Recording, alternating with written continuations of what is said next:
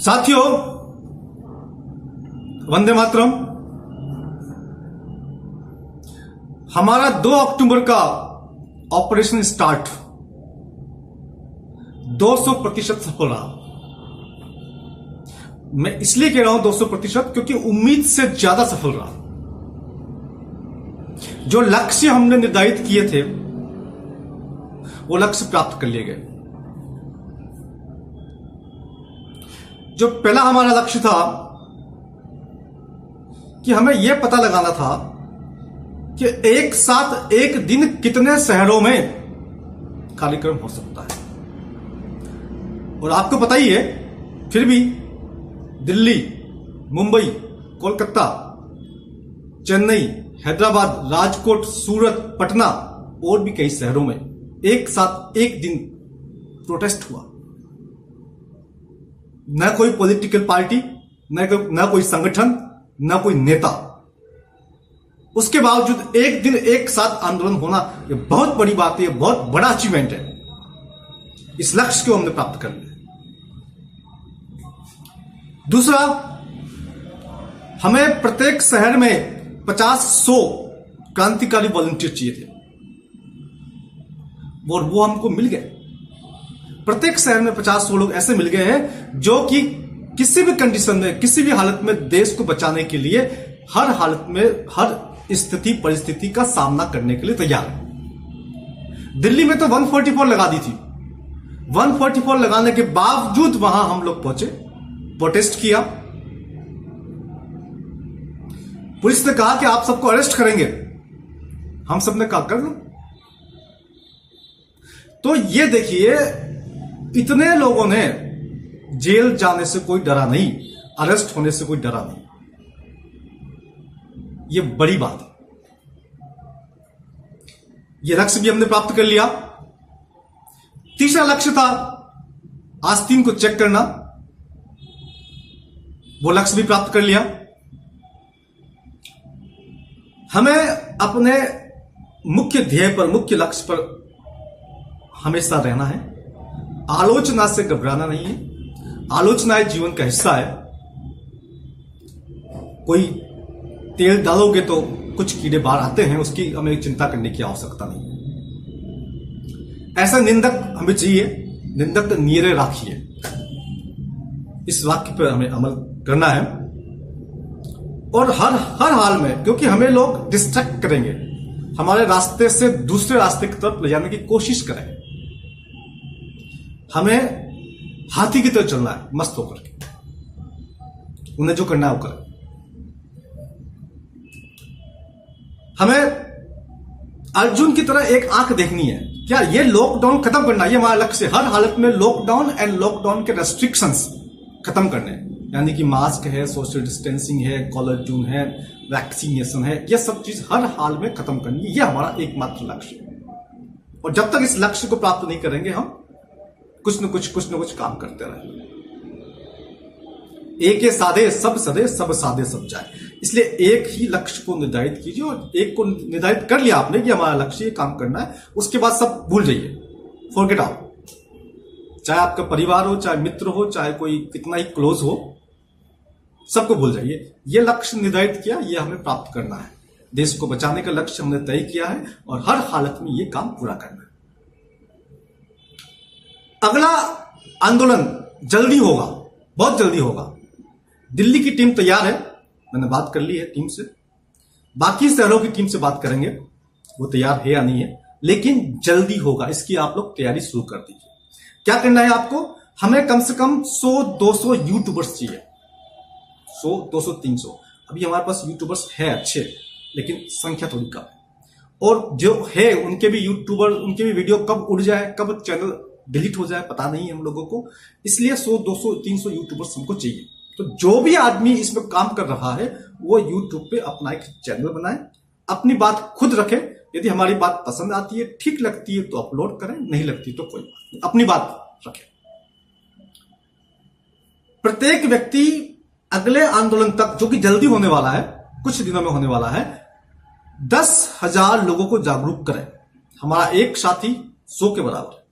10,000 को जागरूक करेंगे तो 100 लोग आपके साथ में आप निकले के आए। हमने कोई बहुत बड़ा लक्ष्य नहीं तय किया था कि हमारे पास 10,000 लोग निकल के आ जाएंगे। हमें पता था हमें जो संख्या चाहिए थी 100-200 वो हमें मिल गई। अब उनके माध्यम से हम इस संख्या को 1,000 2,000 करेंगे, फिर 5,000 करेंगे, 10,000 करेंगे, 1,00,000 भी करेंगे, पूरी दिल्ली भर देंगे। ऐसी क्या बात है। तो इसकी तैयारी आप लोग शुरू कर दीजिए, हम लोगों ने शुरू कर दी है। अब साथियों आज की खबर बताता हूं मैं आपको। यह आज का नवभारत टाइम्स है, नवभारत टाइम्स आज का है। अब ये आपको उल्टा दिख रहा है सीधा दिख रहा है पता नहीं चल रहा मुझे, लेकिन इसमें खबर है, मैं पढ़ के सुनाता हूं। 25 करोड़ लोगों को जुलाई तक टीका लगाने का प्लान। ये हर्षवर्धन जी का फोटो लगा हुआ है इसके अंदर। जुलाई तक 25 करोड़ लोगों को टीका लगाना है, ये इनका योजना है। एक आदमी को 2 डोज मान के चलिए तो 50 करोड़, 20 करोड़ लोगों को लगाएंगे तो 40 करोड़। ये लिखा उन लोगों ने कि 40 से 50 करोड़ डोज चाहिए और 20 से 25 करोड़ लोगों को लगाना है जुलाई तक। इसके हिसाब से आगे का सोचिए तो ये जाएगा 2021 और 22 तक, और आगे भी चल सकता है, जैसा कि हमने बताया था आपको 2025 तक जा सकता है। जो लोग वैक्सीनेशन नहीं लगवाएंगे उनका जो लगवाएंगे उनका सर्टिफिकेट बनेगा, जो नहीं लगवाएंगे उनको सर्टिफिकेट हर जगह दिखाना पड़ेगा।